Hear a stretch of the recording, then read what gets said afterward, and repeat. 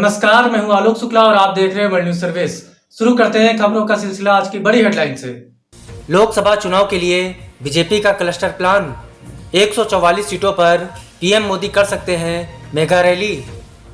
WNS Delhi से मिली report के अनुसार साल 2024 के आम चुनाव में अपने सांसदों की संख्या बढ़ाने में जुटी भाजपा की योजना चिन्हित किए गए 144 लोकसभा क्षेत्रों में प्रधानमंत्री नरेंद्र मोदी की दर्जनों विशाल रैलियां आयोजित कराने की है।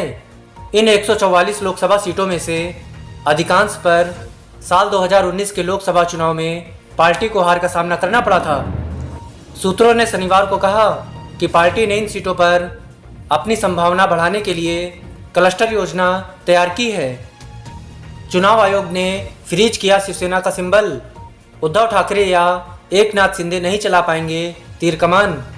WNS मुंबई से मिली रिपोर्ट के अनुसार उद्धव ठाकरे और एकनाथ शिंदे के बीच शिवसेना के सिंबल को लेकर फिलहाल विवाद थमने की उम्मीद है।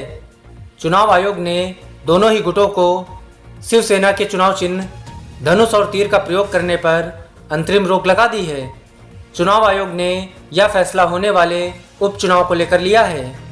अब उद्धव ठाकरे या एकनाथ शिंदे दोनों में से कोई भी गुट धनुष और तीर को लेकर चुनावी मैदान में प्रत्याशी नहीं उतार सकेगा। पार्टी के भीतर चल रहे गुटबाजी पर एक अंतरिम आदेश में चुनाव आयोग ने कहा कि दोनों गुटों को ऐसे अलग अलग प्रतीक भी आवंटित किए जाएंगे। शशि थरूर ने साधा निशाना, कहा भाजपा को अब विपक्ष में बैठने की तैयारी कर लेनी चाहिए। WNS दिल्ली से मिली रिपोर्ट के अनुसार कांग्रेस के राष्ट्रीय अध्यक्ष पद के उम्मीदवार शशि थरूर ने भारतीय जनता पार्टी पर जमकर निशाना साधा है।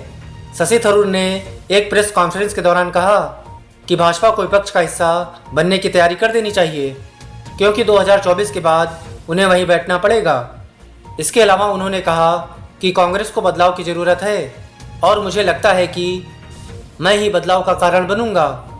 शशि थरूर ने कहा कि कांग्रेस ने देश को अच्छी तरह से चलाया है, हमारे पास अनुभवी लोग हैं, हमें मतदाताओं को फिर से जीतने के लिए अपनी ताकत दिखाने की ज़रूरत है ताकि मतदाता हमें अपना विश्वास दे सकें। एक बार फिर DMK के अध्यक्ष चुने गए CM स्टालिन।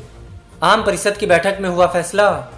WNS चेन्नई से मिली रिपोर्ट के मुताबिक तमिलनाडु के मुख्यमंत्री M.K. स्टालिन को एक बार फिर से DMK पार्टी का अध्यक्ष चुना गया है। M.K. स्टालिन को रविवार को हुई पार्टी की आम परिषद की बैठक में सर्वसम्मति से पार्टी के अध्यक्ष चुना गया।